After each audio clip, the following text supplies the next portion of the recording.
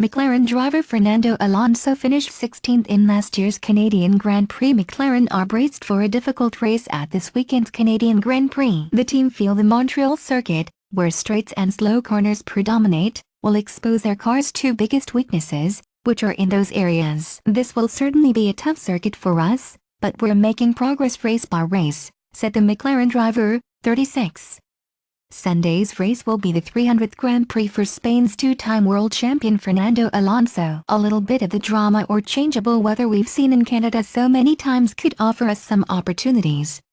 After 6 races this season, McLaren are 5th in the Constructors' Championship and Alonso's 7th in the Drivers' Championship. Those positions owe a lot to Alonso's ability to turn poor qualifying positions into stronger race results. The car's lack of pace is reflected by the fact he has only managed to qualify in the top 10 twice. Alonso has finished 5th, 7th 3 times and 8th in the 6 races, and retired from the last event in Monaco with a gearbox failure. The McLaren's lack of pace has contributed to Alonso only managing to qualify in the top 10 twice in the first 6 races of 2018. McLaren are undertaking a review of their technical department following their disappointing start to the season. They expected to be able to race Red Bull in 2018, having ended their contract to use Honda engines and switch to Renault power, but instead find themselves 1.5 seconds behind the team for whom Daniel Ricciardo has won 2 of the 6 races. Racing director Eric Boulier's position is already under pressure, having claimed last year that the McLaren chassis was one of the best,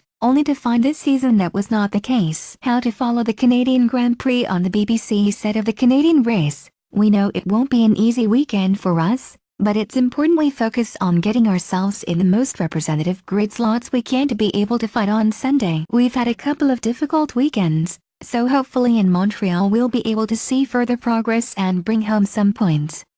McLaren have split with Chief Technical Officer Tim Goss and have brought in former IndyCar driver Gil de Ferran as an informal advisor to offer opinions on any area he feels he might be able to offer input. De Ferran, 50, also accompanied Boulier and Chief Executive Officer Zach Brown to the Detroit IndyCar race last weekend as part of a study into whether McLaren should branch out into the US-based championship next year. One possibility for 2019 is that McLaren enter an IndyCar team as a satellite operation to an existing outfit, giving Alonso another shot at winning the Indy 500, where he competed last year and ran competitively until a late race engine failure that could potentially be either in tandem with an F1 program, as was the case in 2017, when he skipped the Monaco Grand Prix to race at Indy, or as a full-time IndyCar switch if Alonso decides he does not want to race in F1 any longer.